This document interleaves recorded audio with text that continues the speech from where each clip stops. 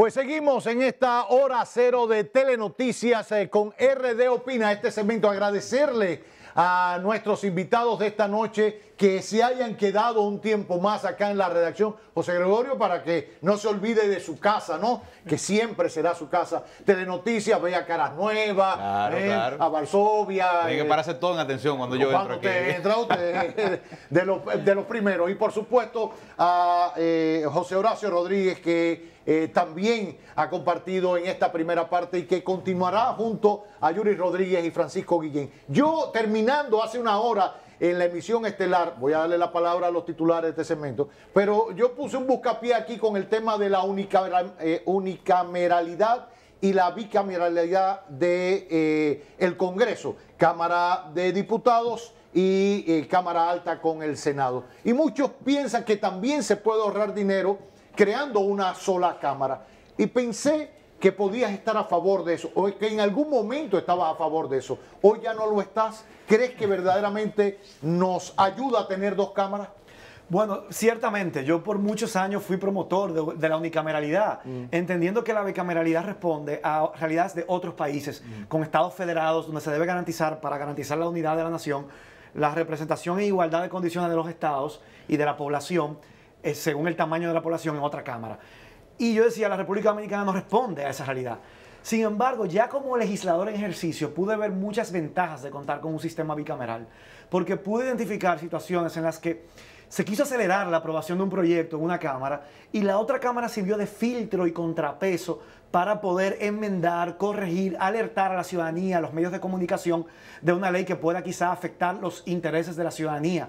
Entonces, o sea, veo los pros y los contras. Antes solamente veía los contras de un sistema bicameral. No estoy trancado con la idea de una cosa u otra. Creo que si decidimos como país, producto del debate y del consenso, transicionar hacia un sistema unicameral, pues habría que agregar otros candados a esa Cámara o a esa Asamblea que se conforme, como por ejemplo la necesidad de una tercera lectura para poder aprobar los proyectos, eliminar la posibilidad de que se puedan aprobar de urgencia en un solo día, garantizando así algunos filtros que permitan que no se acelere el conocimiento de un proyecto cuando no haya habido el tiempo para poder madurar, sobre todo temas tan importantes que se conocen en el Congreso Nacional. Que no se zancochen los proyectos y todo tenga su tiempo. Yuri Enrique Rodríguez. Bueno, ahora hablando sobre la unificación de las elecciones, ¿cierto? Yo quisiera preguntarles a nuestros invitados, primero, si creen que tener las elecciones a medio término como la tuvimos en el pasado, inspirado por el extinto José Francisco Peña Gómez en la modificación del año 1994 a la Constitución de la República, mejora la calidad de los representantes, como desde mi juicio sí era en el pasado, y también si apertura una cultura de diálogo, de que cada 2 años tengamos que evaluar a nuestros congresistas, pero que también el Poder Ejecutivo tenga que lidiar para la aprobación de nuevas piezas legislativas con nuevos congresistas. Mira, la verdad es que a mí me llama a la atención y me causa mucha sorpresa que sea precisamente el Partido Revolucionario Moderno el que esté solicitando la unificación de las elecciones. Porque fueron ellos mismos en el año 2019 que hablaban del tema de la virtud de la separación de las elecciones. Pero además, como tú lo acabas de señalar, eso era parte prácticamente del ideario de su fundador, que fue José Francisco Peña Gómez, que tenía una visión muy clara de cómo se juega el contrapeso en los procesos electorales para garantizar que un poder y otro, primero, no tenga mayoría absoluta y que si en algún momento la tiene, la pueda utilizar de una manera lo suficientemente sensata como para no tener el miedo a perderla. ¿Cuál fue la experiencia que nosotros tuvimos a partir de la crisis del año 1994? Que no fue fruto de una negociación, sino que simplemente al darse el acortamiento del periodo presidencial del extinto presidente Joaquín Balaguer, y no ser 94-98, sino 94-96, esa misma situación no afectó a los legisladores que sí cumplieron su periodo de 4 años, y eso produjo la separación. ¿Y cuál fue el aprendizaje de ese proceso? Precisamente ese, que aunque hay que decir que el país se mantenía en una especie de campaña eterna, que no sea que hoy no la tengamos, porque no bien se había juramentado el nuevo gobierno y todos los precandidatos, los 15, 16, 17 precandidatos del partido de gobierno ya estaban en campaña. De hecho, fue el propio presidente que lo llamó a una reunión en Palacio.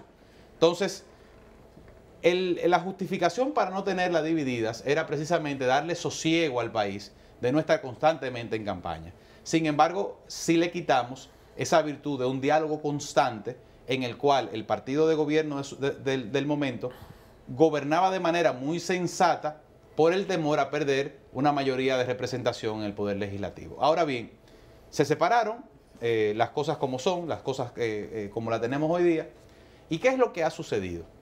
Que se ha dado una especie de arrastre, que es lo que se busca evitar cuando se separan las elecciones, en una suerte de que lo principal acarrea lo accesorio, para lo que somos abogados, ¿verdad? En que la candidatura presidencial, si es muy fuerte, arrastra todo lo que tiene por debajo. Arrastra a los diputados, arrastra a los senadores y arrastra también al nivel municipal. Es relativo, porque en el caso del distrito, el presidente no arrastró al candidato a senador de su partido. No, y a eso voy, precisamente, maestro. ¿Qué es lo que ha sucedido con el modelo que tenemos hoy día? El modelo que tenemos hoy día ha hecho una especie de arrastre inverso, en el que el resultado de las elecciones municipales influye de manera importante en el resultado de las elecciones congresuales y presidenciales. Incluso en la capacidad de recaudación de fondos de los partidos que no resultan mayoritariamente gananciosos en el primer periodo. Eso es lo que tenemos hoy día. Sin embargo, sí logramos enfrentar retos como que cuando un elector va a una casilla le entreguen 5 boletas. Ya de por sí en el proceso eleccionario de la municipalidad, elegir a los regidores es súper complicado porque es una sábana, señores. Con más de 30 candidatos por casilla, es una locura. Imagínese ahora que un ciudadano va a una casilla de votación y le entregan la boleta presidencial y vicepresidencial, la boleta senatorial, la boleta de diputación, la boleta de alcaldía y la boleta de regidores. Pero además, como usted bien acaba de señalar, el modelo que nosotros tenemos hoy día, en el cual se eliminó el arrastre por votos, como lo teníamos antes, en el cual todos los votos del diputado se le sumaban al senador y viceversa, y lo mismo con alcaldes y regidores, le ha permitido a la ciudadanía ejercer un voto más consciente. Y el resultado lo vemos en el Distrito Nacional. Tuvimos un senador, un candidato a senador, arrastrado por todo un gobierno, cargado a cuestas, que no logró vencer lo que era la voluntad de toda una ciudadanía en el Distrito Nacional que quería un senador específico. Entonces, en lo particular, yo no estoy de acuerdo con la unificación de las elecciones. Primero, porque genera un sistema demasiado complejo para el elector. Segundo, porque nos retrotrae a un estadio anterior de nuestra historia política en la cual el presidente marca la pauta para todo, generando una excesiva concentración de poder en todos los niveles, tanto en el congresual como en el nivel municipal. Y en todo caso, que no estoy haciendo una propuesta, pero en todo caso, si fuésemos a generar un cambio en ese modelo, yo me inclinaría más por el modelo de cada 2 años, porque nos garantizaría, con el mismo costo, porque al final son 2 elecciones que se organizan, poder tener algún tipo de contrapeso, de control intermedio, que le mande una señal a los gobiernos de cómo están haciendo su trabajo. José Horacio. Yo también creo que sería un retroceso volver al pasado, en el sentido de que todas las autoridades de la República se dirijan en un mismo día, en una misma elección. De hecho, si vemos la mayoría, no conozco en qué país del mundo se hace de esa manera, que todos los puestos de elección, ¿cuál? No hay ninguno. Yo pensé que tú mencionaste un país. No, al contrario, los países con democracia desarrollada tienen las elecciones a medio término. Así mismo. Estados Unidos los congresistas se eligen cada 2 años, por lo tanto siempre están en elecciones. Así es. Entonces creo que sería un retroceso. Y algo que me preocuparía muchísimo sería, porque José Gregorio lo planteaba desde el punto de vista del elector, al quien se le entregarían 5 boletas. Pero yo lo pienso desde el punto de vista del colegio electoral y de los delegados. Hacer un proceso de escrutinio de 5 niveles de elección es una locura, es algo completamente inmanejable que no garantizará ningún resultado diáfano, creíble, seguro, confiable. De hecho, ya con 3 boletas que tuvimos en mayo, es pesado. Es muy pesado, sobre todo porque después de la boleta presidencial y senatorial, ya todo el mundo está cansado, harto, desde las 5 de la mañana, ya es medianoche y hay que contar la de los diputados, que es la más difícil de contar. Claro. Imagínate que además de eso haya luego que contar la de alcalde y la de regidores. Que es más complicado. Habrá que amanecer hasta las 6 de la mañana del día siguiente. Y decir que los delegados se ausentan en muchas ocasiones por el cansancio y aprovechan entonces los demás para hacer sus trucos. La experiencia que nos cuenta de nuestra participación electoral, nuestros delegados y guardianes de la democracia, es precisamente esa. Que ya a esa hora de la noche de todo el colegio electoral, hay uno o dos sobre el cual recae todo el trabajo. Y eso implica un nivel de discrecionalidad donde la confianza es demasiado alta y ellos a veces pueden hacer lo que les dé la gana. Yo tengo experiencia de guardianes de la democracia que trabajaron como en la defensa del voto en la pasada elección, que nos decían, mira, yo porque soy serio y puse los resultados tal cual como estaban en la urna, pero yo pude haber puesto lo que me diera la gana. Porque no había nadie. Porque ahí no había nadie ya revisando en la tercera boleta, porque ya después que contaron presidente y senador, ya lo otro perdía el interés de los que estaban ahí, además el nivel de cansancio. Y eso con 3 boletas. Imagínate con 5. Claro. O sea, eso sería totalmente inmanejable y un gran retroceso también democrático si se decidiera pero ¿te implementar. gustaría mantenerlo como se hicieron este año, por ejemplo, unas en febrero y las otras en mayo, o cada 2 años? A mí me parece también problemático, porque primero están demasiado cercanas una de otra, Sí. termina habiendo ese tema del arrastre, demasiado gasto junto, porque no es lo mismo que esperemos 2 años, al final son 2 elecciones y se gasta lo mismo, pero no es lo mismo de esperar 2 años para hacer esa inversión que hacerlo 3 meses pasado una. O sea, yo pienso que el escenario ideal era el que se planteó en la reforma constitucional del año 1994, a partir de la cual cada 2 años se hacían elecciones presidenciales y al medio término elecciones municipales y congresuales. Desde mi punto de vista ese sería el sistema ideal. Francisco, Justamente esa posición que ustedes sostienen es la posición del buen amigo el profesor Eddie Olivares, quien este año en enero hizo una publicación de un artículo que Eddie Olivares. Sí, Eddie Olivares, creo que es vicepresidente del PRM, ¿no? El mismo que decía antes que había que mantener las juntas. Entonces, Eddie Olivares derecho a cambiar de hizo, opinión, Eddie sí. Olivares, una voz autorizada del PRM, tanto en términos políticos como jurídicos, y publicó un artículo en enero de este año 2024 titulado La inútil separación de las elecciones, donde precisamente evoca ese triunfo en la visión del extinto líder Peña Gómez, José Francisco Peña Gómez, de haber logrado la separación de las elecciones municipales y congresuales de las presidenciales. Y él enumera una serie de razones por las que la separación de las elecciones mejora la calidad de la democracia dominicana.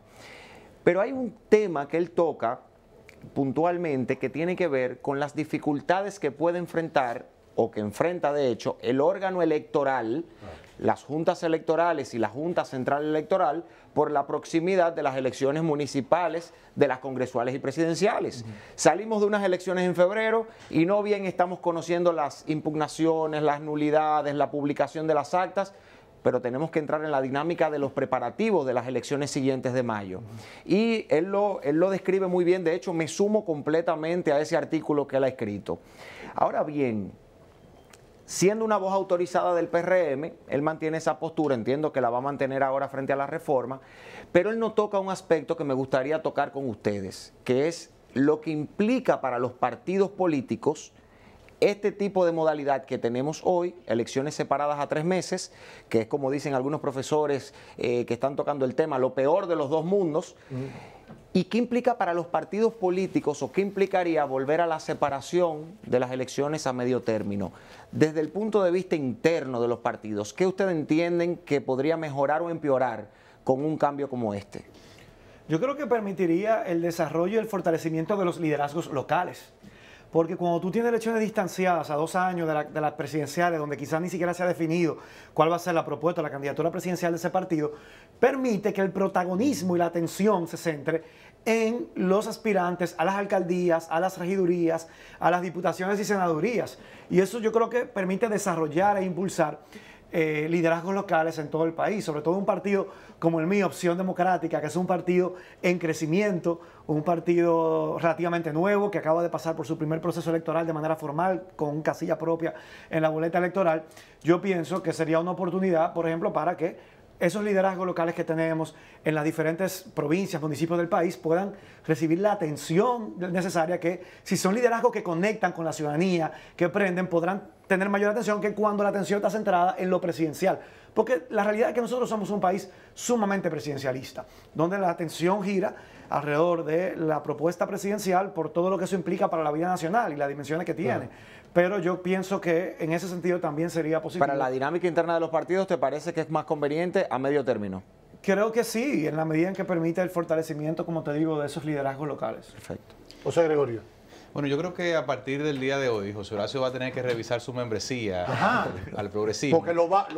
Y creo que vamos cada vez acercándolo un poco más al centro moderado. Y cuando viene a ver, tira un pie para la derecha. No, Pero- déjelo ahí, no se deje provocar, no se deje Vamos todos provocar. al centro. Va a iniciar sí, el debate vamos en todos breve. al centro. Porque Ese siempre he ¿Quién sido ha dicho yo. que la izquierda es de extremos? Es que cualquier otra percepción ha sido puro manipulación y campañas Exacto. sucias mediáticas. No, bueno, Ese pero lo siempre digo he sido a yo. modo de Gracias, chanza, José Gregorio. porque precisamente yo estoy plenamente... El debate inicia en breve, ¿eh? Exacto. Yo estoy plenamente de acuerdo en el sentido de que eso es precisamente lo que dinamiza a los partidos políticos. Hay una máxima jurídica, los abogados la conocerán, y es que el interés es la medida de la acción. Entonces, un dirigente político que no tiene un interés específico, que por lo regular es un interés electoral, no tiene ninguna acción que movilice al partido. ¿Y qué decía yo precisamente en este proceso que acaba de terminar? Que uno de los grandes errores que cometieron los partidos de oposición fue esperar hasta el último minuto para determinar cuáles iban a ser sus candidatos. Exacto. ¿Por qué? Porque eso generó una especie de entaponamiento en el que en algún momento los precandidatos se quedaron sin recursos, se cansaron y por lo tanto se sentaron, lo cual limitó el crecimiento del partido. En contraposición a una lógica que parecería que fue la que imperó, en la que las cúpulas de los partidos entendían que mientras más precandidatos en la calle haciendo su trabajo, era más fácil. Pero, ¿qué fue lo que terminó resultando en realidad? Bueno, que esos precandidatos se cansaron, se quedaron sin recursos, que las personas que podían aportarle recursos le decían, regresa cuando tú seas candidato porque no te puedo apostar a ti si tú no tienes una candidatura, y al final los partidos terminaron, los partidos de oposición en este caso, terminaron enfrentando a candidatos fuertes con mucho financiamiento por parte del gobierno y perdiendo una cantidad importante de plazas que podrían haber sido ganadas si hubiesen determinado con tiempo sus candidatos. ¿Y qué tiene esto que ver con el tema del 2 y 2?